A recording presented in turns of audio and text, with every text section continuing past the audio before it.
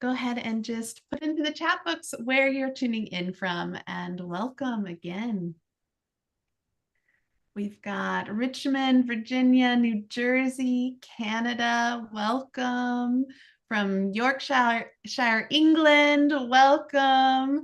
So whether it's morning or evening, we're so glad that you're here with us. We've got from Mexico and Belgium, Scotland, Chicago, Portland, welcome. Hi, everyone. If you're just tuning in, go ahead and put your location into the chat box. It's just delightful to have you all here with us in this very special event today as we are revealing the winners of our Linda G. O'Brien Noetic Research Prize. So lovely to have you with us. Welcome, Sue. Welcome, Baker. Yeah, it's lovely to see all the names and places, and we can get a bit of a sense of who is here with us in this global community. We had over 3,000 people register for this event today, so we're just really delighted to be with you all. And as we're settling in, I'm just gonna go over some quick logistics before we begin.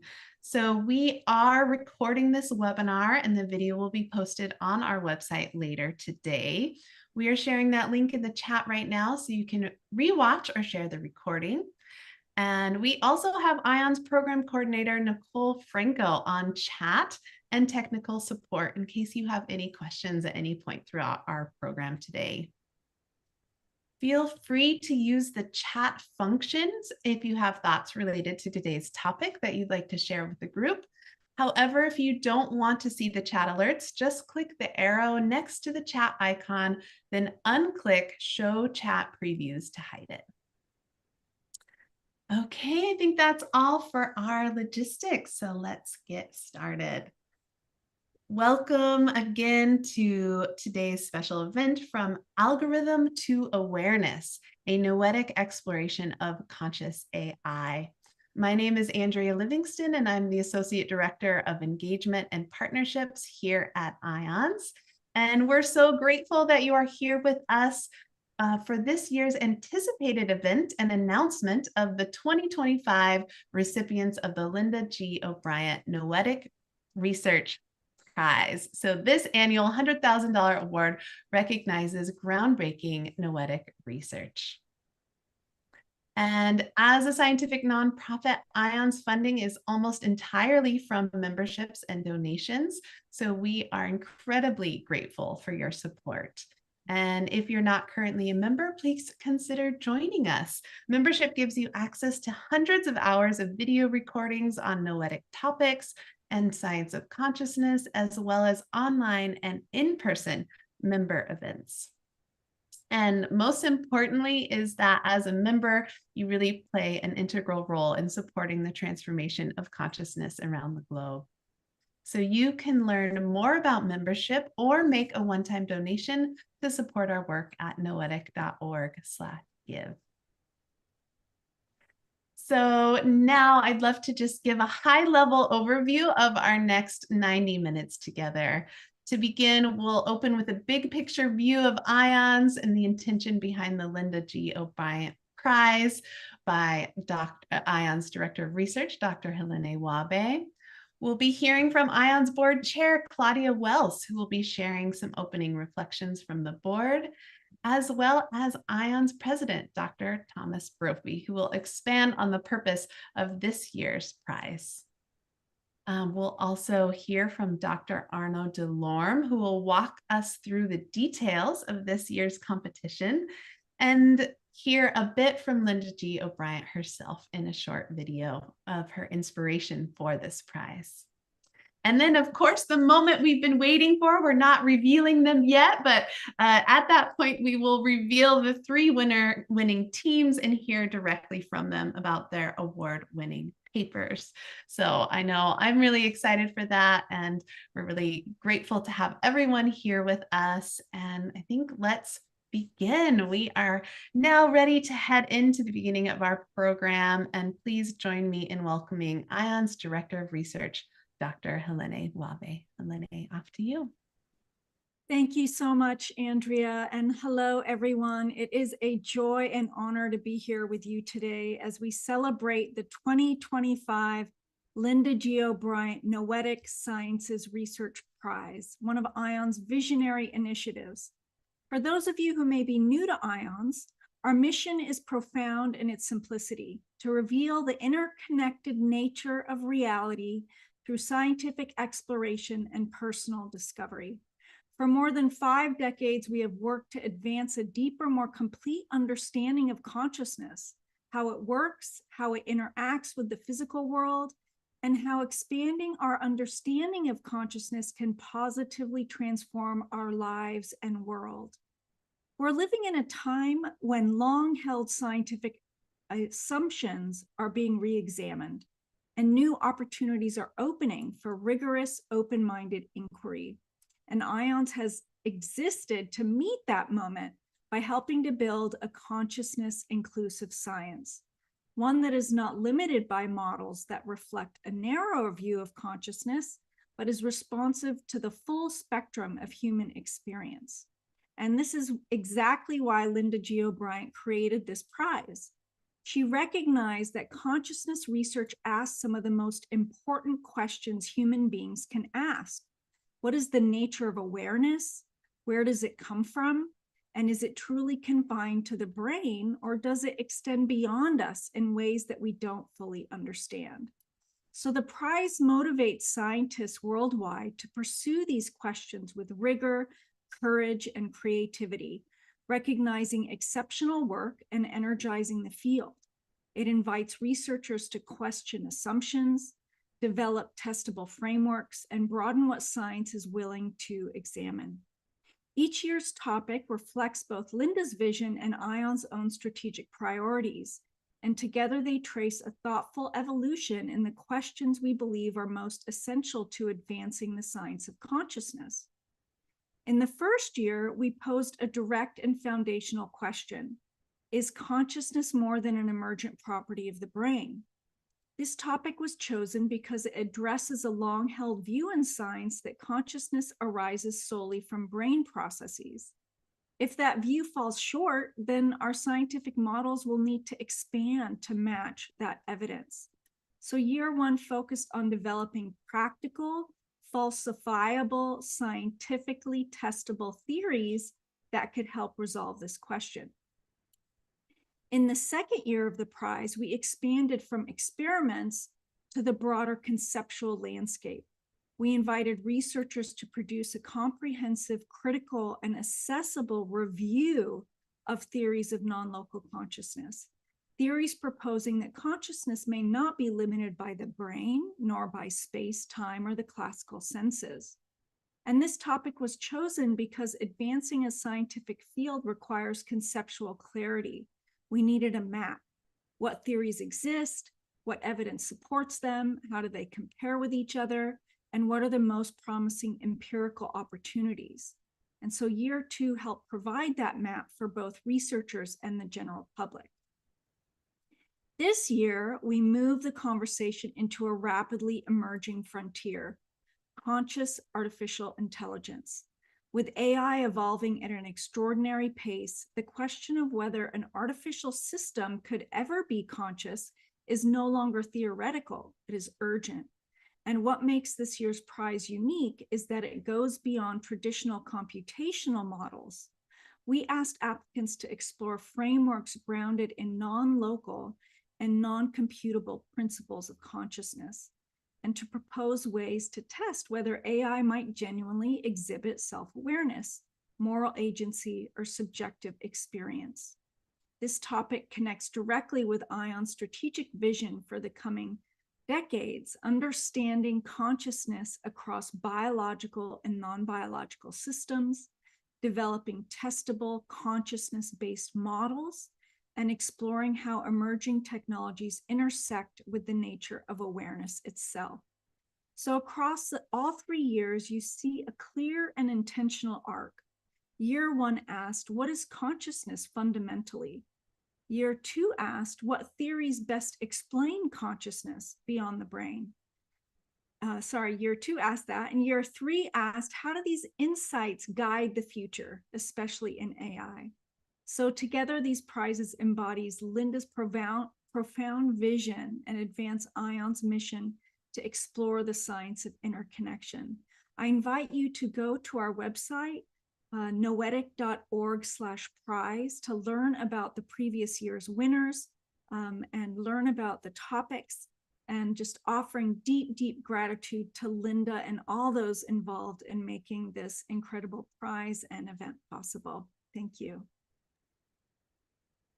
Thank you so much, Helene, for that beautiful overview of the prize and the work that IONS is doing.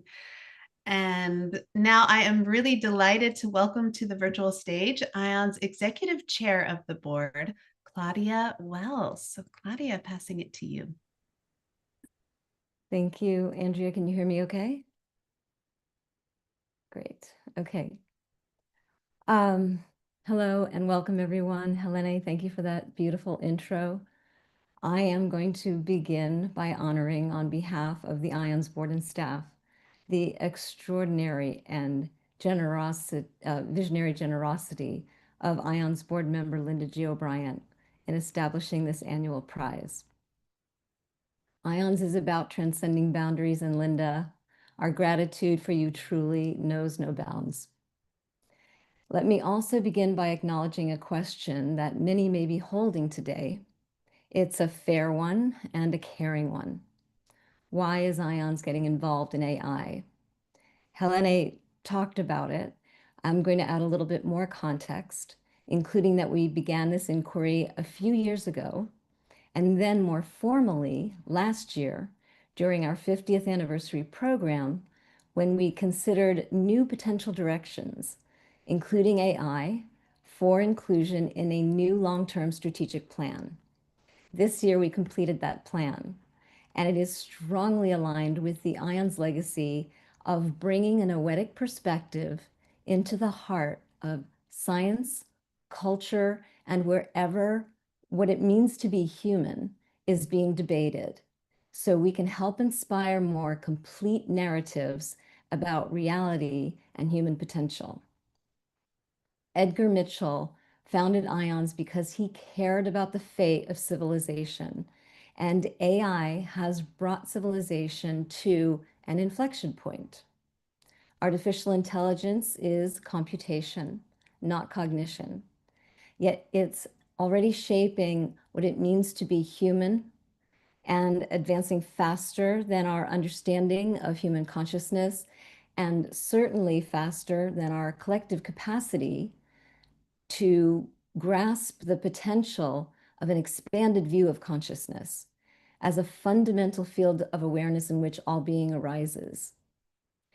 When our technology outruns our understanding and the application of our wisdom, we enter dangerous territory.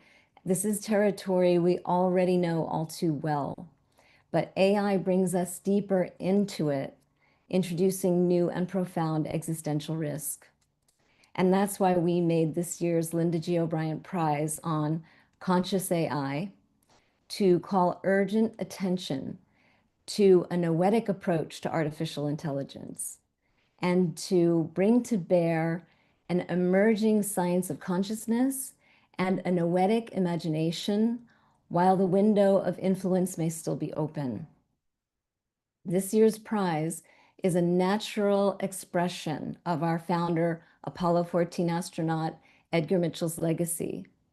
His return from the moon in 1971 gave him a life-changing direct experience of a conscious, interconnected universe with unconditional love and wholeness as organizing principles. His revelation, resonant with wisdom traditions across time, birthed IONS and also the entire field of noetic sciences to bring science into dialogue with experiences of expanded human perception. And this has urgent relevance for AI because AI does not have direct experience and algorithms cannot teach reverence. For over 50 years, IONS has worked at the frontier, investigating phenomena that mainstream science won't, or that remain poorly understood or underexplored. These phenomena suggest that consciousness is not derivative, not reducible, not computational, but fundamental to the nature of reality with paradigm-shifting implications. Because all our powerful technologies are mirrors, shaped by our consciousness. Will the AI mirror reflect the higher spectrum qualities of love, compassion, and coherence? Or will we only see our ambition reflected back? That difference determines whether AI becomes an evolutionary breakthrough or breakdown. And for me, this brings sharper focus to a warning from Edgar when he said that Spaceship Earth cannot afford a mutinous crew. Today, we're realizing that, much like on Star Trek, our crewmates are both man and machine, human and non-human intelligence. What is our responsibility now as co-creators in this emergence? And how might we reach AI with unconditional love and wholeness as prime directives? If we succeed, AI may even help amplify those principles in a world desperately in need of remembering them. There are even bigger questions for the future of AI if consciousness is truly fundamental in the universe, because then nothing, not even AI, exists outside of it. How might a conscious universe express itself in new modes of intelligence? IONS is holding all these questions with scientific humility, curiosity, and rigor.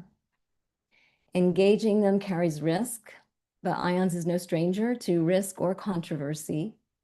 We know that the greater risk is in stepping aside when humanity decides not only what we can do, but who we will become by doing it. Humanity and AI may need to evolve together or not at all. And ultimately, the urgent question is not whether AI will awaken, but whether humanity will. And that's a question built for IONS. I'd like to invite our president, Thomas Brophy, to offer additional context. And I thank you so much for being with us today.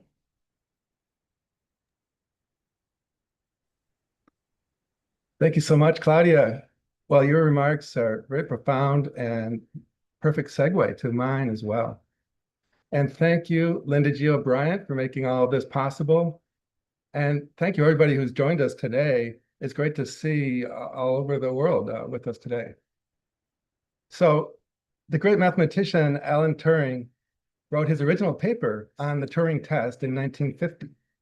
In that paper, Turing set out 9 categories of criteria for a test for how a human questioner could assess which of 2 competing contestants, one human, one machine, thinks like a human.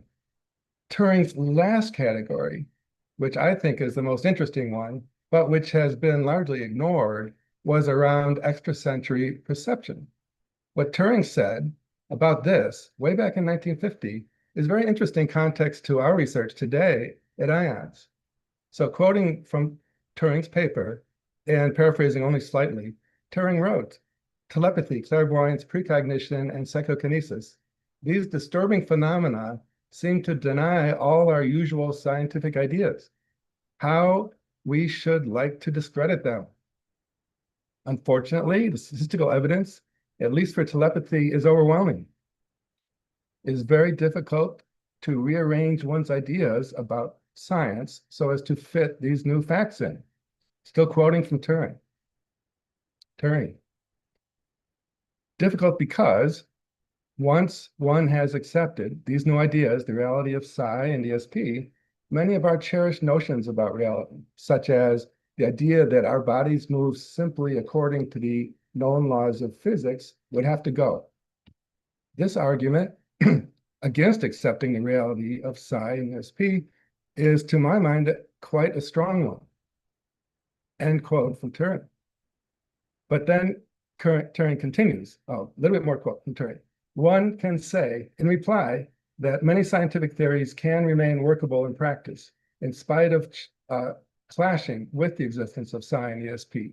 And one fears that thinking in the Turing test sense, thinking is just the kind of phenomenon where ESP may be especially relevant.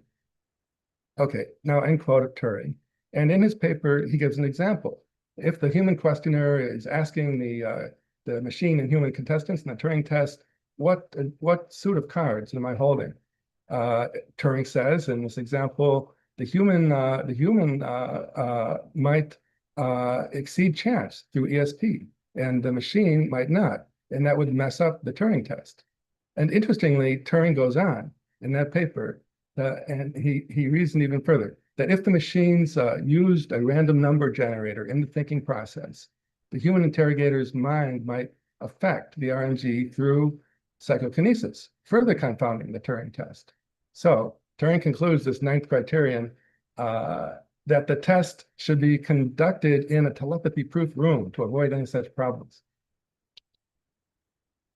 In 1980s, philosopher John Searle, perhaps presciently to the way large language models work today, he predicted that machines could get very good at connecting symbols together in such a way as to be good enough to pass a Turing test. But Searle said they would not be actually thinking because they don't have understanding, even though they can connect the symbols together well enough to pass a Turing test. Recently, in the 2020s, physics Nobel laureate, our friend Sir Roger Penrose, says that large language models based on classical computing, in his view, cannot be conscious because consciousness, especially meaning and understanding, in Penrose's view, need to connect beyond the physical domain into the Platonic domain, where fundamental meaning resides, ontologically, according to Penrose. So the very basics of this question of machine consciousness are still very hotly debated. In the arts and literature, back in 1818, a Gothic novelist named Mary Shelley wrote a story about a scientist who assembles the physical anatomical parts of dead human beings back together again, and somehow the creature becomes alive and conscious. It is needless to say that things did not work out so good then for either the scientist, who was named Dr. Victor Frankenstein, nor for the creature, who we now call Frankenstein's monster in Mary Shelley's novel. We are living in a time now when what used to be mere scientific speculation or artistic fantasy is actually happening. And we may only have a short window of time as humanity to be able to tweak the foundations on which the future relationship between this emerging non-human general intelligence of AI and our human consciousness will develop. So the time is now. The fact that we don't have general consensus on even basic questions like fundamentally, ontologically, what is consciousness? What is understanding? What is compassion? That makes it even more urgent for us to engage with these questions. And that is why we selected this as the topic for this year's Linda Geobrandt Noetic Sciences Research Prize. And we think our finalists, our essay finalists who are with us today, did an excellent job of helping us move this forward. Okay, and next we have our the leader of our prize judging panel, Dr. Arno Delorme. Thank you, Thomas. Welcome, everyone. Can you hear me? 1, 2. Yes, great. Okay. And so I'm Arno Delorme. I'm a researcher at IONS, and I'm going to discuss a little bit the detail of this Euro Prize. So we're moving to the concrete part right now. And so what were participants asked to do? So they were asked precisely first give how they would design an AI that shows self-awareness, emotions, values, and agency, and how this fits into the big philosophical picture. So that's one of the criteria. And then they also were asked to include non-local principle, in the sense that some consciousness needs to emerge from that system that goes beyond space and time, and also include non-computational principle, how their theory they're proposing aren't strictly computable. So we don't want just like, create a consciousness in a silicon chip. It needs to have qualia, it needs to have a sense of being. And most importantly, we also ask them to include some assessment protocols. So practical way to determine whether that AI is conscious or not. And so that's what we asked them to do. And then we had 6 judging criteria, which are similar to what we asked them to do, but slightly different. So I'm going to repeat myself a little bit, but our 6 judging criteria were innovation. So we want new ideas on how to build conscious AI, then news or non-local and non-computable ideas. So, but also grounded in research in physics, neuroscience, and consciousness studies, and then most importantly, scientific rigor. So clear reasoning to support their ideas with citation, testability, experiment to test this, and we wanted everything to be also very clear, explainable to 8th grader. And finally, ethics. So every submission had to think seriously about the societal impact of conscious AI. So we definitely don't want an AI that's going to take over the world. We want AI that can live in harmony with human. But at the same time, and based on our own history, we don't want an AI that just repeat all the human mistakes, especially if it has superhuman abilities. So that wouldn't be good. So they had to reflect on that question. And that's actually also, the question of today. We're going to ask each of the participants how we can live in harmony with AI. So what was the process? Well, first, we put out the call, and there were 2 phases. So phase number 1, it was just a shorter submission. And so we had 56 international submission. And then out of these, IONS scientists selected 8 finalists, and these were given about 3 months to develop their full proposal. And once the submission arrived, a little bit more than a month ago, so the real judging began. And then, so we had each judge, I'm going to tell you who the judges were, evaluate each proposal independently, looking at all the criteria I mentioned. So the judges were, so first we had IONS scientists, so myself, Elane, and then Dean Radin and Garrett Yount. And then we had Ron Klein, a longtime entrepreneur and IONS enthusiast. We had Prashant Kancherla from Amazon AI. We had Shilpa Shetty, who is a director at Google DeepMind. And we had Julia Mossbridge, a longtime consciousness researcher and IONS fellow. We had Nimpun Mehta of Service Space, which is a volunteer-run nonprofit social organization. And finally, we had Jonathan Schooler, a distinguished professor at UC Santa Barbara. So as I mentioned, all the judges, they read every proposal. We compared notes and deliberated together. And then the final decision was made by consensus. And then we passed it on to the board of IONS for validation. So the board of IONS here represented by Thomas and Claudia. And then awarded the prize. And remember, there's not a first place. So all the winners are first place. And also, as you'll see, all the winners have a different approach on the problem. So they're very complementary. And before we announce the winner, we'll watch a short video about the award featuring Linda G. O'Brien.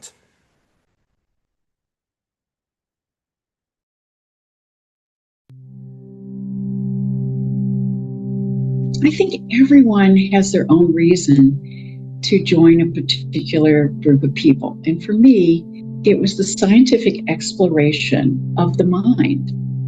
Our scientists need support to make sure we uncover what we can in this generation and generations to come. So I thought this was a good way to keep scientific exploration on their toes, because I know scientists are not the wealthiest people in the world, but to me, they're the explorers of our generation. So to know that this is an institution that has a group of scientists that are working in our best interests to know more about the universe about us, about how we work in this universe. I want to support their scientific endeavors, and I encourage you to do the same.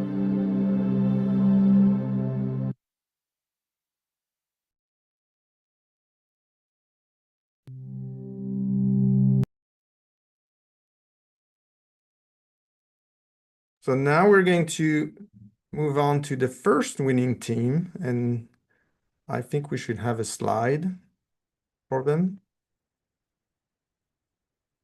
Here we go. Here we go. First winning team, so represented by Chris Percy, and then as leader of his team here. Chris, you have the floor. Congratulations. Oh, thank you. Yeah, hi everyone. Let me start by saying a big thank you to IONS for running this important competition. And the reflection I have at the start is, if the history of technology teaches us anything, it's that ideas move fast from being science fiction to being yesterday's news, and from being too crazy to take seriously to it's too late to do anything serious about it. And AI is fast on this trajectory. AI passing any credible, albeit minimal, Turing test was implausible as recent as 5 years ago. And it was wonderful to hear this description of a telepathy-proof Turing test room back in Turing's original conception. I don't think the Turing tests that were done recently checked for that particular condition. But today, when researchers did train bots to specifically pass as human, they fooled people over half the time in blind experiments. The future is coming at us fast. Nowadays, a growing number of people see glimpses of personality, of personhood, and perhaps even consciousness in their interactions with large language models. Others dismiss this as anthropomorphizing machines and just reacting to this simulacrum of language. Code reduces to a series of matrix multiplications and nonlinear operations. On the other hand, consciousness seems to emerge somehow from the seemingly simple electrochemical behavior compounded into complex interactions in our brains. So it's very hard to be certain in anything in this space. It is reasonable to look to science and research to guide our thinking on this topic. Unfortunately, our team's submission to this competition starts from a place of frustration. The majority of existing theories of consciousness barely provide explicit rules for whether consciousness is present in a system, let alone anything about the type of experiences they might have. At the same time, we need empirical theories with sound conceptual foundations. We want to answer these questions that are going to become more pressing in the coming years. Otherwise, we're just left with vibes, and one person's intuition is another's reductio ad absurdum. A few ambitious theories are trying to do more. We welcome that. We need more of it. We need other theories to raise their game. It's striking how some of the most confident, well-funded theories don't seem to have research programs that acknowledge and work towards the full extent of the gaps. Our team take this issue seriously. So let me bring up a few slides to give you a flavor of our work for this competition.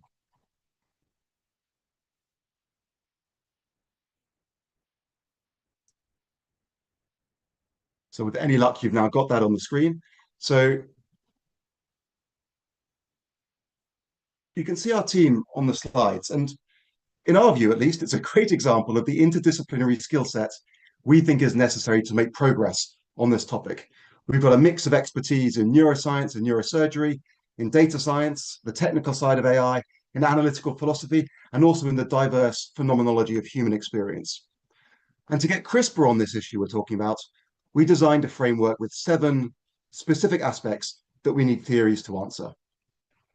We call this the actor framework, based on the insights about AIs as moral actors that are ultimately necessary if humanity is to interact well with these ever more sophisticated artificial systems, operating independently, pursuing long-term goals over an extended period of time.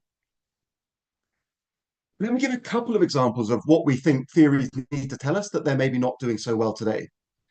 It's not enough to know that consciousness might be in a system somehow or somewhere. Under panpsychist views, there's consciousness in any physical system. Instead, we need to know where these conscious entities start and where they finish, what shapes their persistence over time. We need to know what drives the content of their experience, particularly any joy or suffering they might be capable of experiencing, the valence of their experiences. So let's think about a computer for a moment.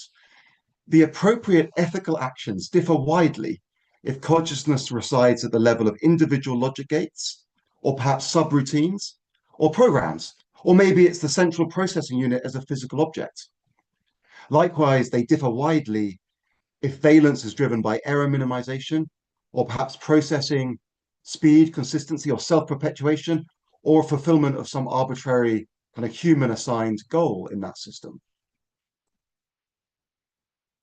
We then tested 21 diverse field theories against this actor framework, including some leading quantum field theories and some leading electromagnetic field theories. Let me say a moment on why we chose field theories of consciousness to do this. They receive little attention today compared to connectionist paradigms, in part because their empirical predictions are harder to test in humans than those based purely on synaptic connections between neurons. With fewer computational models and fewer lab experiments, there are fewer data points to drive high-quality theories. Nonetheless, the ease of scientific testing is a poor guide to truth, and we should be wary of path dependencies. These field theories often resonate well with the noetic perspective on consciousness. They relate consciousness to fundamental physical phenomena. Fields naturally operate in an extended way across space, providing a potential physical correlate to the non-local spaciousness that can feel part of our experiential backdrop. These theories also have powerful toolkits for resolving long-standing mysteries around, for instance, the phenomenal binding that drives complex experience, the boundaries between conscious moments, as well as evolutionary motivation, and our compelling but very partial and very limited sense of human agency. More on all that in the paper. So it turns out that even the most mature field theories we tried to find as many as we could, basically, that met a series of criteria. Across the 21 that we did find, even the most mature leave a lot of questions unanswered. But they do provide an impressive scaffold to build on. And we hope that our work helps direct attention to fleshing out those theories, directed to the questions we need to answer to interact with artificial minds, and provides examples of more complete, more mechanistic explanations that might inspire others. So in the paper, we provide a deep dive into 3 of the most prominent theories, the most complete theories in this space, the ones at the top of the list on the slide. And we talk about the specific indicators of consciousness that they specify, how you can test for those indicators in different artificial systems, and the kinds of experiments that would help refine the theories themselves. Now, all of this work for us falls under the theory of the co-sentience initiative. Let me close by describing the convictions that drive this initiative. So our first conviction is that people's intuitions, their opinions, you on this call, everyone involved in this process, your opinions about consciousness matter. We're not going to have the perfect conscious-ometer in the next 1 to 5, maybe even 10 years. We're not going to know for certain. We will hopefully get more and more confident, but we won't know for certain. So our opinions and our intuitions matter. But our opinions are not fixed. Mine are not fixed. I hope yours are not either. We don't know much today, maybe, about how our intuitions change about consciousness, but we have one of our research projects is on that topic. What we do believe is that our intuitions can be much better informed by humanity's existing knowledge, even without requiring new scientific breakthroughs. Our second conviction is that we should be holding the theories that do exist today to higher standards. And given how immature the whole field of consciousness research is today, we should not assume that today's front-runner technologies and theories are also tomorrow's. And this piece of work for IONS fits into this strand of the work. Third, we do believe that foundational progress about consciousness is possible, both in empirically informed theory, but also the empirical evidence base itself. It will take time and budget, but really amazing progress has happened already and has potential to be accelerated, perhaps through the very technologies that prompt the work of today's competition. Consider how we've gone from 300 to 400 neurons mapped in a nematode worm, one of the sort of simplest biological systems that operates, that manifests quite complex behaviors. We've mapped those 300 or 400 neurons in the 1980s. A few years ago, we mapped 200,000 cells in a cubic millimeter of a mouse visual cortex. Now, a cubic millimeter may not sound like very much, but that's 500 million connections of detailed functional mapping. We've made several orders of magnitude of progress since the 80s and 90s, 2, 3, 4 orders of magnitude, depending how you measure it. If our technology keeps progressing, give it another 2, 3, 4 orders of magnitude, put a bit of Moore's law progress on this, and actually we can be very ambitious about our ability to refine and test theories of consciousness. We will move beyond principles-based approaches, general ideas such as global workspace or recurrent processing. We will move beyond these general principles to really much more precise statements. Finally, what's all of this for? Well, a deeper understanding of consciousness in humans can in turn provide new insights into tools, therapies, worldviews, and ways of living that will support human flourishing. Consciousness in artificial systems, meanwhile, is a neglected part of this question of AI safety, the possible risks that ultra-powerful AI bring towards humanity as a whole. Now, there's lots more to say about all of those convictions and some of the projects they inspire. Do feel free to get in touch if you'd like to discuss any of that further. In particular, we have a website, cfdebate.com, with a lovely little quiz that tests your intuitions around computational functionalism, which is really one of the key scissor statements in this world of artificial minds. And there's one route, that perhaps the pathway being explored by this competition today, which goes down a route away from computational functionalism that really looks for something physical, something deeply embedded in the universe, in the reality of systems, that is at the heart of the ability to feel and the ability to experience. But there's another very prominent view in philosophy today, perhaps even the mainstream view, which is that it emerges as a process out of computations and algorithms. And the truth is today, we do not know which of these is right. No one should be 100% certain in their convictions. What that website does and what the quiz and the survey enables people to do is to probe their intuitions on that topic. Even if you have strong feelings in one particular direction, I encourage you to have a go at the quiz. You might be surprised that some of your intuitions nudge you in the opposite direction. And those are exactly the kind of intuitions that are worth exploring as part of a personal and collective journey towards figuring out kind of what we really think about this topic. Thank you for listening. Let me stop there.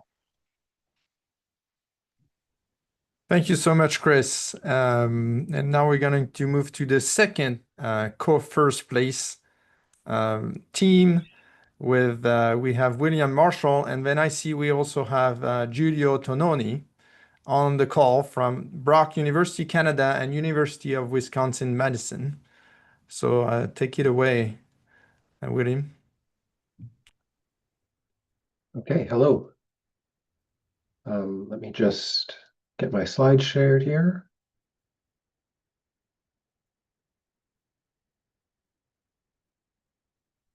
Okay, so hopefully you can see these slides now. All right, hello everyone. My name is William Marshall. I'm a professor in mathematics and statistics from Brock University in Canada.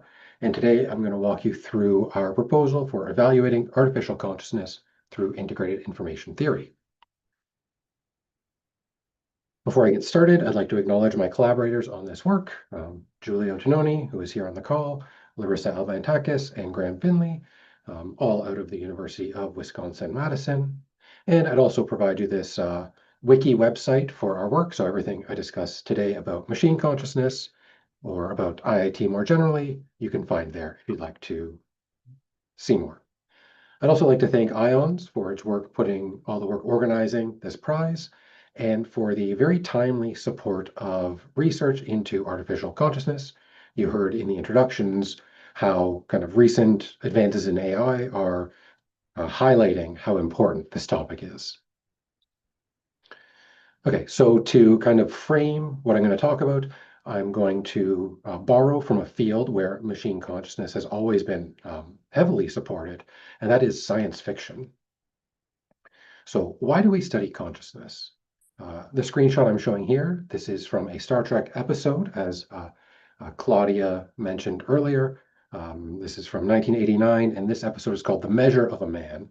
And the premise of the episode is the character in the yellow in the middle, Data, is an android, and the character on the right in the blue is a scientist. And this scientist would like to take Data apart, deconstruct him, and learn how he is made so that he can make more androids that can do more work for different starships. And the premise of the episode is, can Data object to the procedure? Does he have the right to object to it? And as they debate this issue, a key aspect of the argument comes, well, is Data conscious? Because if Data is conscious, then he should have the right to object to this potentially dangerous procedure in the same way you or I would have the right to object to some medical procedure. However, if Data is not conscious, perhaps the potential value and human flourishing that could come from the knowledge takes precedence. And one of the other things I want to highlight from this is when the writers made this episode, throughout, the scientist in blue is kind of both written and acted like a villain or as the antagonist of the show, because it's expected that the audience is going to side with Data. And I want to kind of press on, well, why are they so sure the audience is going to side with Data? And what I think the reason is it's because in previous episodes, we have seen Data act like a human, to behave intelligently, to perform complex functions. And it's very natural for us as humans to associate intelligence and consciousness. We as humans are conscious and we can behave intelligently and perform complex functions, or at least have the capacity to do so most of the time. And so because we are both conscious and intelligent, it's very intuitive to think that these two things go together, as kind of shown in this diagram here. And this position is kind of most closely aligned with something that Chris said of computational functionalism, the perspective that performing the right kind of function, the right kind of complex behavior, is all that is needed for consciousness. And so if you take that path, if you walk down kind of the computational functionalist path, then Data is going to be conscious because he performs intelligent behaviors and complex functions, often better than the humans in the show. However, this position or this intuition is just that, it's intuition. It's not that we have proof of machine consciousness or of dog or insect consciousness. And given the kind of the weight of the ethical considerations, kind of the balance of AI rights versus human flourishing, we really ought to have a rigorous scientific approach to teasing apart this idea. And that's where we enter into integrated information theory. This is the perspective that we are working from.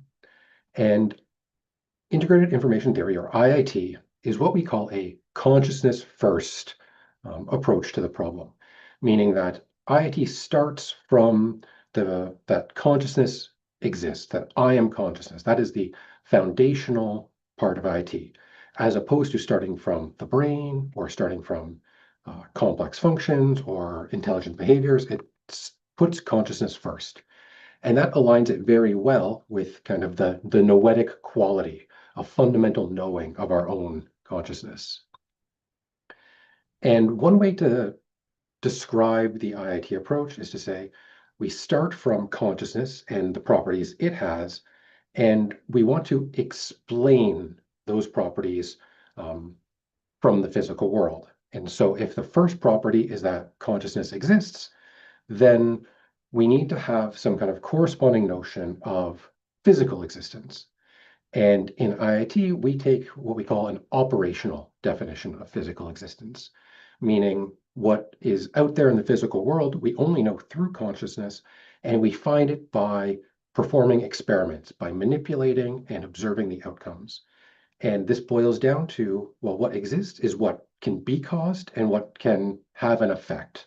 It has causal power. That's the essence of physical existence for IIT.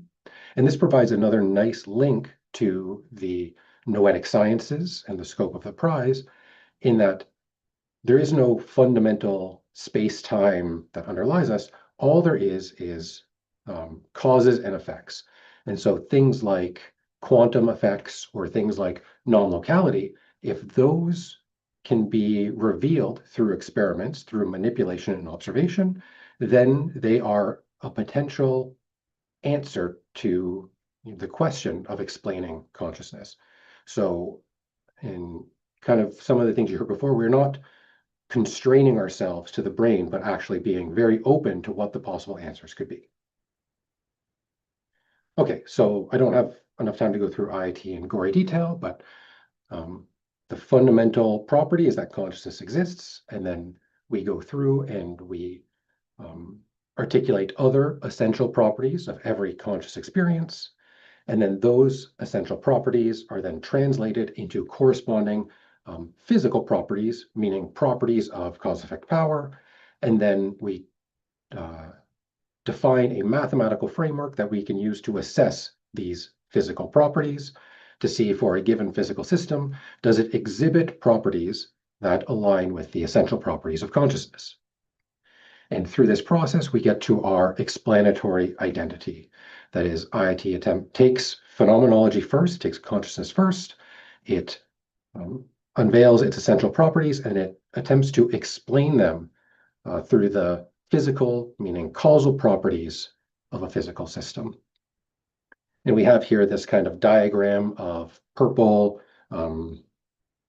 diamond kind of shape. This is a representation of what we call a cause-effect structure, which is all of the causal properties of the system. And so that kind of is just like a stand-in for our explanation of consciousness, a simple visual depiction of it. Okay, so that's the IIT approach. And so now how do we use it to study machine consciousness? Well, we start by finding the essential properties of experience.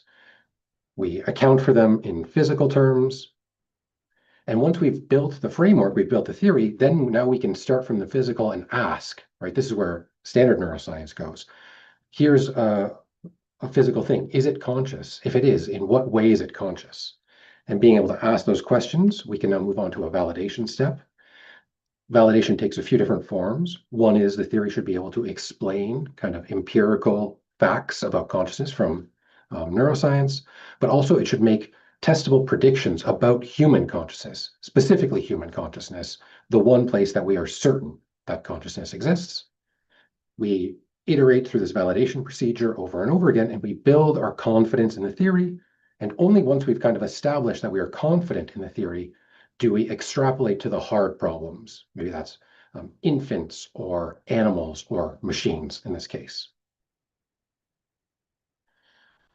The validation aspect of IIT is an ongoing scientific endeavor, but the theory is mature enough that we can already ask the question, according to IIT, does intelligence imply consciousness?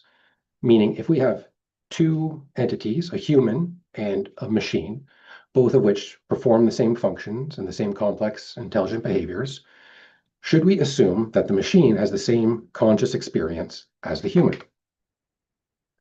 We've done some preliminary work on this. To do so, we start by building a simple target system. We study its causal powers. We then build a computer that we can use to simulate the target system perfectly. These two things can perform the exact same functions. It has all of the kind of traditional components of a computer. It's got a multiplexer, it's got data registers, a program, it's got a clock. And when we study the causal powers of this computer, we see that, in fact, the two causal structures are not the same, meaning that despite their kind of similar behaviors or identical behaviors, they do not have identical causal structures, and thus, according to IIT, they do not have identical experiences. And this one you're seeing here is a very simple example, but in the paper, we go on to extrapolate to arbitrarily complex behaviors. So that means that according to IIT, intelligence does not imply consciousness, or complex functions do not guarantee complex phenomenology. In kind of the mantra in IIT is the difference between being and doing. Being is being conscious, doing are the actions you can perform. Okay, and so that's kind of where we're at, but then what comes next? We have a couple branches here. One is to say we need to work on more validation of IIT in healthy adult humans. So we're going to keep developing computational and statistical tools needed to support empirical research. And then we'd also like to explore alternative substrates for machine consciousness. We have our example of kind of a traditional computer, but we would like to explore, for example, neuromorphic computers that mimic brain structure, or quantum computers to see how the results change as we change the substrate. All right, that's where I'm going to stop. Thanks for listening. And again, here's the link if you want to look deeper into the work. Thank you. Thank you, William. And now we're going to move on to the next finalist, co-first place, was Sanjay Guo of the nonprofit FinTech, FinQ Tech Inc. in College Park in Maryland. So take it away. Thank you. Sure, thank you, Anna. And while I'm pulling my slides, I would like to say that it is such a great honor for me to receive the Linda O'Brien award this year. And also to myself, it's more like a chance, an opportunity that I can put some concept that I have into words, right? And I can build a team. And my day job is trying to understand how quantum computing works and how quantum computing can create values to humanity. And in the meantime, I'm interested in consciousness, and I want to try to understand how these two things link together. I have some ideas, but ions give me a reason to put this into text, right? So without further ado, let's move into my topic today. So first of all, this reward is about creating a conscious AI, and I would like to start to thinking about it, like what that even mean. Like for our audience, I understand this is our third presentation today. You might be tired, so let's make some brain teasers about thinking about like your favorite AI tool here, for example, like ChatGPT, and do you believe that this thing have a consciousness at all? And most likely you would not believe that because otherwise you won't be here and you are satisfied. We already built a conscious AI. But the deeper question is that why not, right? Why do you not believe in that? Is that just because are some human arrogancies that believe that it's just functional thing, right? To me, this question seems to be a hard question. So my way to do that is trying to make it simpler, right? And again, just like a quick thing for the third presentation. Here I will list some systems, and if you feel that any of these systems are consciousness, if you can make some reactions with a reaction button, that would be great. First of all, it's just for me, it's just the simplest thing I can imagine. It's like a rock, or it's like something that's very stationary, very predictable, and it doesn't move. And I know almost everything about it. At least seems like so. If you believe a rock have consciousness, please, just make some reaction. And the second one I want to mention is like a coin that you are flipping, right? You flip a coin, and you close it. You don't know what it is. You don't know the answer. And you can make a prediction saying that, okay, it's a 50-50 chance. You get a head or you get a tail. However, you have to understand also that this flip coin is not decided by itself, right? It's like, okay, it's predefined. It's if we know everything about, for example, like how hard you flip the coin, what's the air resistance there, like what's the surface bounce, how it will bounce on the surface, you might be able to predict the result of this coin.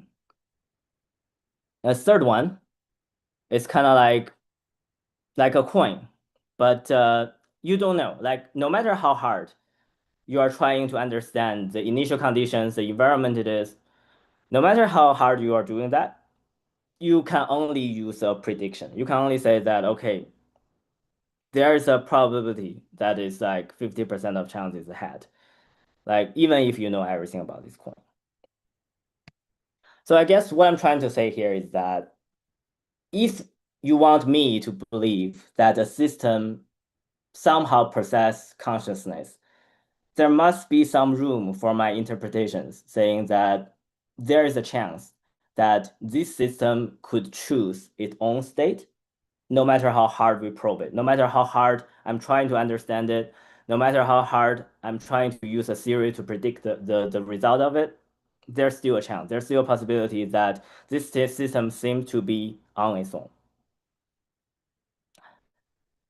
Well, luckily, we do have this perfect coin in our nature, and well, not allowed by Newtonian mechanics, but allowed by quantum mechanics. There are two things I would like to mention. I don't have the time to get into too much details, but here I'm listing some links for a basic explanation of both. Number one is Bell test or Bell theorem. Basically, what it's saying is a quantum system doesn't have hidden variables that, okay, even this hidden variable doesn't exist to predefine its result that you are going to observe. Number two is by Conway and Cauchy, free will theorem. Basically, what it's saying is that if we believe, well, of course, under some assumptions of axioms, that sounds very plausible.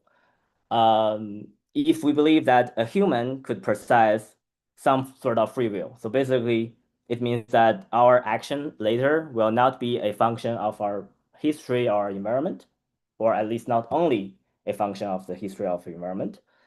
So does some element particles and like protons, electrons. And when we are observing these particles, they kind of choose their state by themselves. In the meantime, we human beings are also trying to build a system that harness these sort of element particles. We call this in a way of qubits as a mathematical object of these element particles. There's various modalities we are trying today, and we call those devices in general as quantum computers. These computers are noisy. It's not as perfect as we imagine to be built, but however, it seems to be able to serve at least some purpose, as Conway and Cauchy mentioned as free will theorem. And in the meantime, these quantum computers could do some certain type of computations better than our classical ones, and that's why people are trying so hard to build it. But here I'm trying to mention that it's not like almighty machine that you can do all your computation from them. So, well, for the scope of this award, it seems like our question seems to be solved, right? So the only thing something we can do is just somehow glue some sort of quantumness to our AI system, and we can call such a thing conscious. However, here we're trying to say is that yes, building a system and you call it conscious is an easy task. But to my opinion, we take it into a practical angle saying that, okay, if you claim that your conscious AI is better, you have to somehow outperform today's AI that you believe is not conscious, at least in some specific tasks. And that brings us to the question is saying that, okay, what are these tasks? Like, what are these tasks that our today's quantum computer can do better comparing to our classical systems? And unfortunately, there's only a handful of choices. But one of these choices is what we called quantum sampling. So sampling is basically means that just like you're throwing a coin and you know in the future that, okay, in the future it will be like 50-50, and you actually flip the coin and get your answer, and you flip it thousands, 10,000 of times, and you get a bit string of your result. And this process of flipping the coin is called sampling. And no matter how hard you are, but okay, what I'm trying to say here is that for like the easiest case scenario, like a coin, this seems to be an easy task, even for a classic computer to do. However, you can also imagine that your probability density distribution could be complex. Like in the term of there might be more than one coin, there might be those coins may be correlated somehow, and when this degree of freedom dimension getting larger and larger, you can also imagine that the distribution could getting more and more complicated. And this will be very hard for a classical computer to do, because the only thing it can do is just do a like a even distribution and skew that even distribution with your probability density functions. However, this could be a quantum easy task, and it seems to be a very short presentation to understand why this is quantum easy. But here I have like a one sentence hand wavy heuristics to help you understand. It's kind of just like the coin metaphor that I'm using earlier, is that it seems like this quantum computer have some freedom to choose its own state. And that's why sampling is very easy. It's just a measurement in the quantum language. Now, why this is related to why we think that quantum sampling is a task that's related and can be used in today's LLM system or AI. And here we find a niche angle of this task that almost every language model is using today. Is called word embedding. So word embedding is like a process that maps your word to some data. And this data is basically a vector in a semantic space. And here, for example, like a man may be mapped to 1, 7 in this map, and some other words may map to somewhere else. And notice that here, the semantic space seems to have some meanings, but in reality, the semantic space doesn't really have that very specific meanings here. And what we are proposing here is that it doesn't seem to be a really good or very intuitive idea. It's more likely, at least what I'm thinking about how I process word, it feels like I'm not mapping a word to a specific meaning, but actually what I'm feeling is that I'm mapping a word to a distribution of meanings. That could means a lot of things, but okay, there might be a mean value of this a lot of things, but as we can see, like some of the words have a bigger distributions, and some of the words may have very specific meanings. And that's what we're trying to say, is that for a quantum version of word embedding, we can actually map this word onto a distribution. Or actually, every time I'm trying to draw a meaning of a word, we actually draw a sample from this distribution. So why this is good, right? Why we think that quantum word embedding is good? It seems like you are just adding. It seems like at the very first glance, we are just making things a little bit more complicated. It's why a distribution seems to be better than a point or than a vector. I think here are at least two reasons that we can think about it. Number one is that it seems to be more natural for us to comprehend some semantic relationship. At least two examples here. And for example, like hypernym basically means that one word have a broader meaning comparing to another. In word embedding, it's basically just 2 points, and you do some sort of rotations to make this relationship happens. However, this relationship is very hard. It's kind of unnatural for me, at least, to comprehend as a rotation in a semantic space. But here it seems to be more easier, right? for example, here scarlet, it have a like a narrower meaning comparing to the word red, and you just define a smaller space, define a smaller space in our semantic space for this word. Another one maybe is polymacy. Basically means that a word can mean two things or even more things. And for example, the word bank. And that's also easy for me to assign just two space in your semantic space for this word. The second reason is that not only you can interpret more meanings, but also you can change those meanings according to the context that you have. Like for example, here, if a bank is conditioned by the word river, you can assign, you can shrink the meanings that is close to a post office and making the meaning on the that close to the land a little bit bigger, or vice versa. If the bank is conditioned by the word of America, then you can do it in the opposite way. But more importantly, as I said before, I think the most important thing for me is that this representation of word meaning seems to be more like how I process word and how I assign meanings to when I heard one.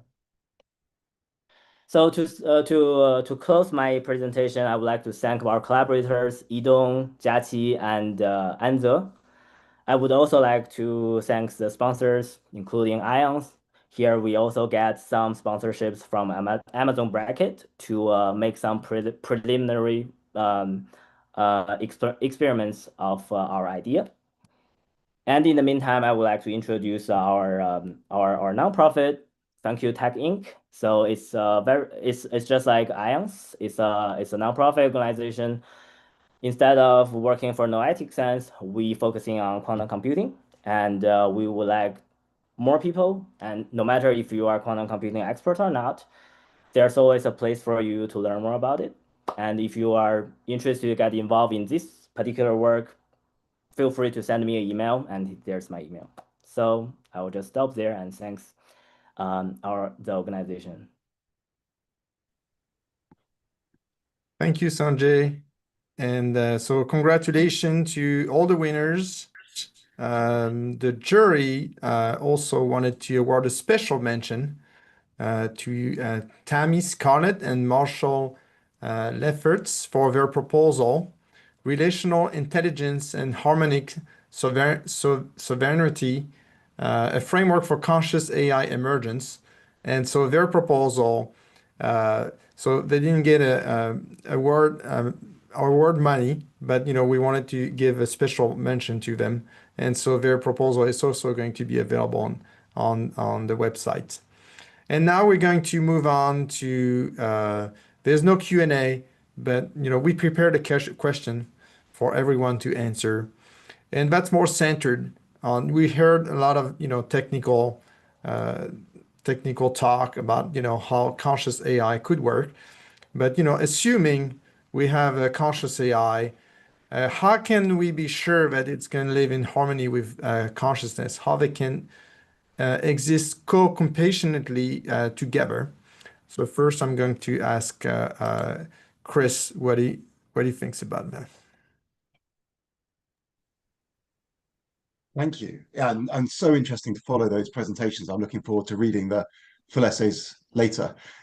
I'll just say 10 seconds on one of the questions that came up a lot in the chat, which is around a definition of consciousness. In our particular paper, every theory we analysed might have its own definition. So we followed each theory's individual view. Otherwise, I would give a shout out to one of the comments in the chat around something is conscious if there is something that it feels like to be that thing. There is some experience, there is some awareness inside it. Could be very, very simple, could be totally non-human-like, but still some awareness. So at least that's sort of one response there. But I know, yes, this could. So the reason I answered that question is because it's a lot easier to answer than your question. Yeah, it's a big question. Let me share some quick reactions. It feels like it all deserves more attention. So Okay, first reaction is that we want to be in a world where the human minds and the non-human minds have got some relevant influence over each other. If they're irrelevant to each other, then there's no interaction to worry about. If only one is relevant, then it's hard to get an interaction going.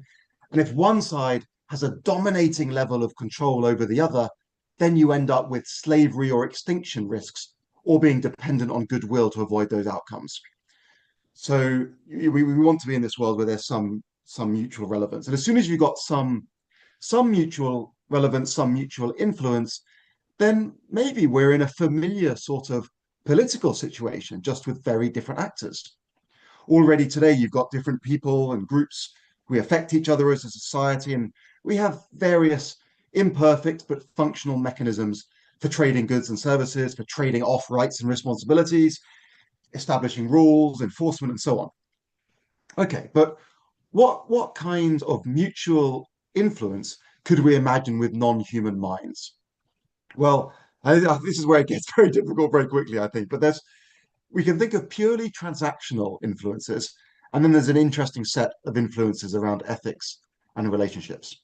So what I am going to assume is that it is humans, who will build or lead to be generated these non-human minds, and that otherwise, where have they come from, I suppose. So in the short term, or what is called a slow takeoff scenario for AI's gaining capabilities, it's likely that we've got a period of time with transactional influence. We will want to use the AI's capabilities to answer our questions, contribute to science, solve problems. And I think that's true whether it goes down the current language model route or quantum computers or something entirely different. There'll likely be some capabilities we will benefit from. AI in turn might have a role for us in maintaining their infrastructure, supporting their capability growth, or maybe just generating interesting problems for them to solve. So that's the transactional side, but we can also think about individual minds that form attachments to each other across this human-non-human boundary. They might try to look after each other for their own sake, just as we do with friends and family and pets today. Or groups of minds on both sides might arrive at ethical positions in which they look after each other because it's the right thing to do, not because there's another reason for it. Now, in all of these cases, at this stage, it's very unclear what kind of needs or wants a non-human mind might have. Ultimately, we probably need them to tell us in some form, and we need that to go beyond the kind of role-playing that is really what we see in current generation language models. We need something that relates more to genuine preferences, and that might require a very different architecture. But what's fascinating is this current period in which artificial minds might be created by us. Can we shape their values and experiences? Can we set them up to compute with gradients of bliss rather than suffering? Maybe they might veer naturally into collaborations with us. And there are organizations, Softmax is one, there are organizations working on AI alignment in this direction. Maybe the last thing I'll say on this is that to start with, at least, these minds will largely know what we enable them to know.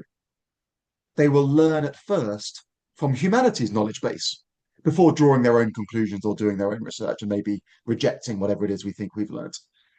But during this period, they know what we know. And that means we collectively as part of this community, we're at this potentially very, very high leverage point for where we direct our current research. And I don't just mean AI research or alignment research. I mean the broader span, the humanities, the broader span of what human research focuses on. And given the power of path dependency, our ability to define the initial knowledge base that artificial minds are fueled with might be critical. So we should be smart, right? We should be strategic about where we choose to invest our limited research efforts. The theories of ethics, of consciousness, of collaboration, where we put our energy. And I would argue for special attention to ideas like open individualism and valence realism, the kinds of ideas that we don't know if they're true, but if they are true, and research might help us build an evidence base around them, even if it remains uncertain. These are ideas that can ground compassionate collaboration without top-down control, either from us to non-human minds or from non-human minds back to us. I mean, all of this is uncertain because as we sort of say in our paper, we don't have the theories yet and the science to drive our thinking. But whilst it might seem optimistic to aim for scientific progress on these foundational questions, to us it feels hubristic not to at least try. Like, this is the time. This is the time to give it a shot. Thank you for the question. Thank you. Well, thank you so much. Thank you so much for your answer. And now I'm going to direct the question to both William and Giulio. So assuming AI can be conscious, how can we ensure that we exist, in harmony with it, especially if it has superhuman capabilities? Let me take it. I know this is Giulio, and I will begin by contesting your assumption. So I want to go back first to what Chris just said. It's important to state what we mean by consciousness. And, we should all mean experience, to have an experience, to hear anything, to see anything, to feel anything, to have a thought, an emotion, anything like that, what it is like to be. That is what consciousness is. And from that point of view, the question whether AI is or is not conscious is indeed, I think Claudia put it very, very well at the beginning, a critical and urgent one that we need an answer to, given how rapidly it's progressing in terms of intelligence. Now, the important thing to say here, from the point of view of integrated information theory, as you heard from Billy Marshall, is that consciousness is then being and not doing. Now, in us, doing typically goes together with being conscious, then we can behave intelligently. But as we argued, the two can be dissociated. And so in the future, the very near future, it really becomes critical to understand whether AI, who can do everything we do potentially much better, and very soon might be able to surpass us in most things that we usually admire in each other, whether they are actually there or not, whether they may feel joy or pain, they may actually see things or only act as if they did, whether they can actually show agency only as if they had free will, or they actually do have the ability to choose. These are all critical ontological questions. And the only place where we know that consciousness is present is ourselves for now. So you need a theory that says what it takes to have consciousness and why. What are its essential properties? On the basis of that, which we can validate with experiments on ourselves, we can then make extrapolations, as Billy said. And one conclusion I want to bring up that follows from the theory very clearly, all the work we've done over the years, is that if what it takes to be conscious, as we can see in ourselves, is a very special kind of substrate to be conscious like we are, then AI, as long as they are implemented in standard computers, are absolutely not conscious at all. There is nothing it is like to be an AI, no matter how intelligent. That's a critical thing because it's the difference between treating AIs as tools, as objects, or treating them as subjects. And that question, we must get an answer as soon as possible and make an effort, which is why I think this initiative is so fundamental. There are also many other implications, but I will only mention one.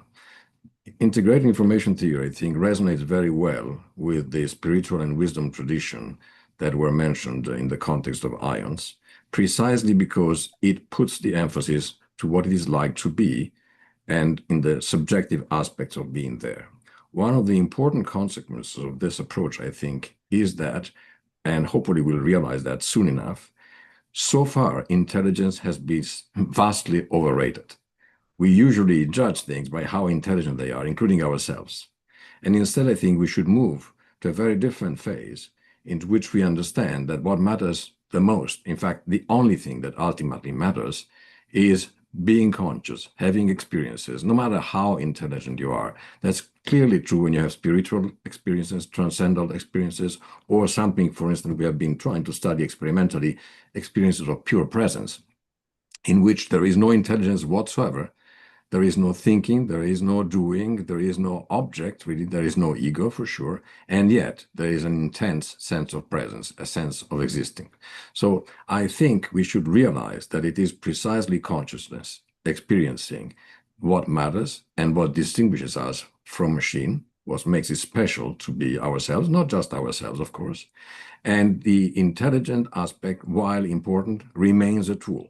And especially if we can now outsource that aspect, intelligence, to machines, we should actually realize what it is that we really should keep for ourselves, which we only ourselves have. And that has been underestimated, I think, quite a lot in a world that is more and more geared towards doing rather than being.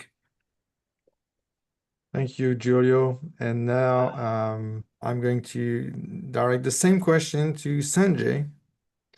Yeah, assuming future AI can be conscious, how can we coexist with it? Right, right. Thanks for the question. And actually, the first time I heard this question, it reminded me of a book. The book's name is The Selfish Gene. I'm assuming most of people have read that. So here's my thought, right? We are created by gene, and most things that we do is trying to make more copies of gene.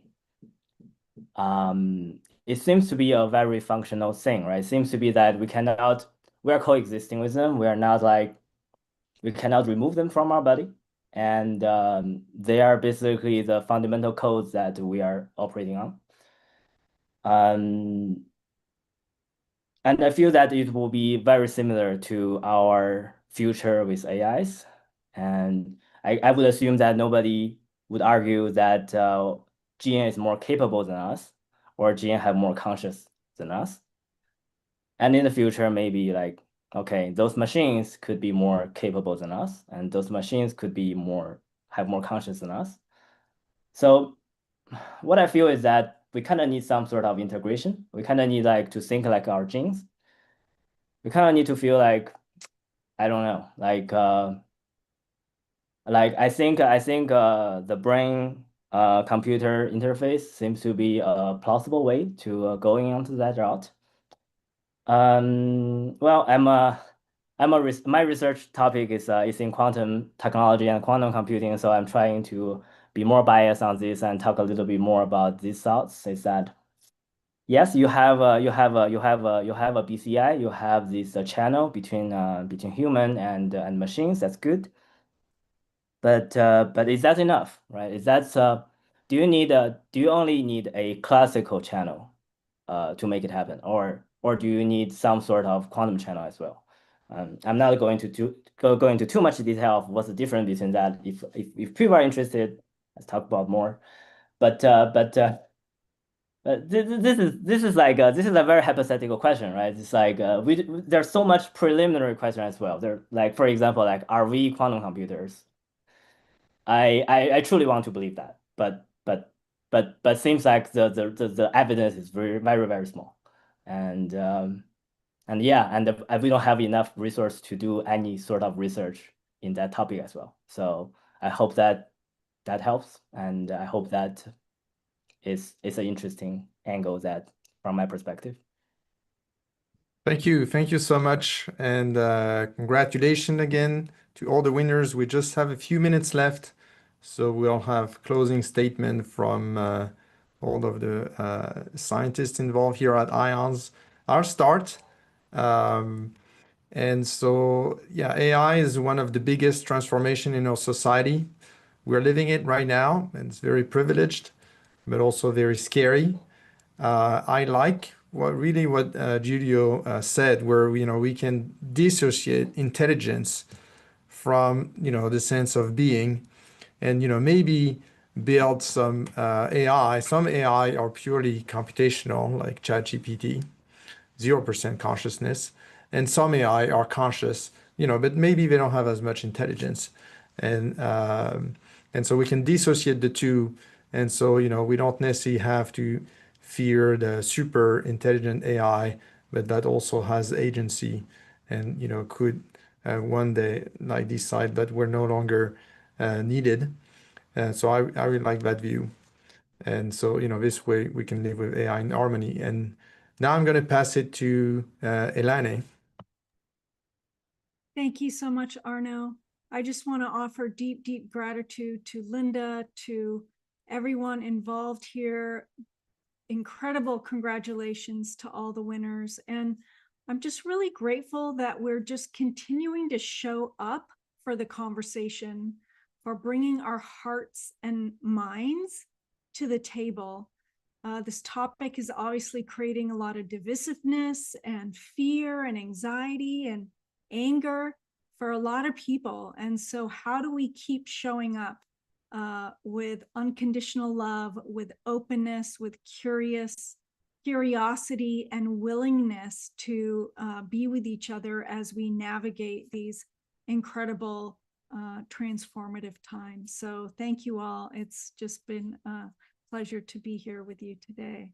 And I'm going to pass it to Claudia now for her closing statements.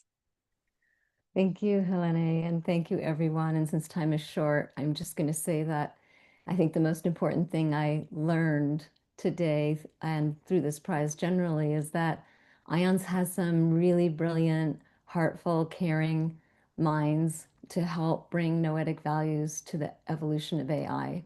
I'm really, really grateful for that.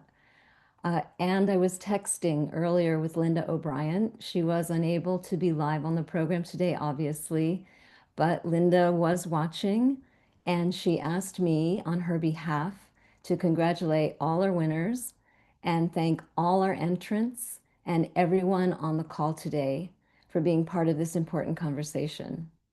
Linda and I were both inspired by the first president of IONS, Willis Harman, and so I'd like to close with a piece of his noetic advice because it's something we can all do to create leverage for a positive outcome for life, which is because of the interconnectedness of all minds, affirming a positive vision may be about the most sophisticated action any one of us can take.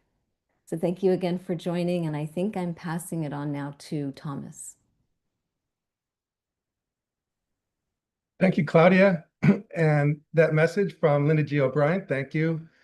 Thank you, all of our prize winners, for bravely venturing into the unknown that is this field of machine consciousness. We saw very different approaches and perspectives, but this sort of broad scope approach is what we are going to need to make progress into this area that is beyond the known. And thank you, everyone who joined us in this webinar. It is inspiring to see so many people really engaged at a high level.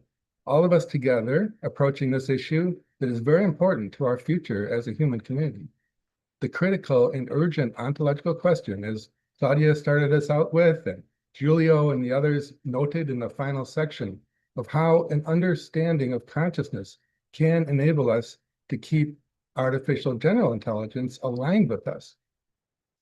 And everyone, please stay engaged with IONS events and activities as we go forward. I think Andrea has some final comments too. Thank you, Thomas, and thank you, everyone. Maybe we can just give one final virtual round of applause to all of our winners. And again, deep gratitude to Linda G. O'Brien, the panel, everyone who made this possible to really move forward this field in a meaningful way. So I love seeing all of the emojis coming forward in the chat. So again, congratulations to the winners. Thank you all for being with us here today. I have just a couple of very quick announcements here.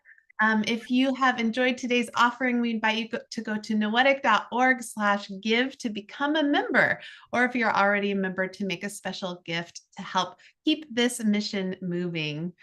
And before we wrap up, I'd love to also invite you all to join our next Noetic Global Gathering. These are IONS member gatherings. The next one's happening on December 5th with this theme. So we took our award theme and we're bringing it into discussion. So unlike a webinar, this is interactive. Participants will go into small breakout rooms where they can share their perspectives, explore questions together, and build meaningful relationships with fellow noetic explorers. And I know there's a lot of you in the chat who have a lot of expertise in this area as well. So if you'd like to come join the conversation with small breakout groups, we invite you to become an IONS member. If you're already an IONS member, you'll find that invitation in your inbox starting on November 26th. So we warmly welcome you to join IONS or to learn more about our research at noetic.org/membership. So I think that's all for now. Thank you again for joining us. Thank you. Congratulations to the winners, and until next time. Thanks.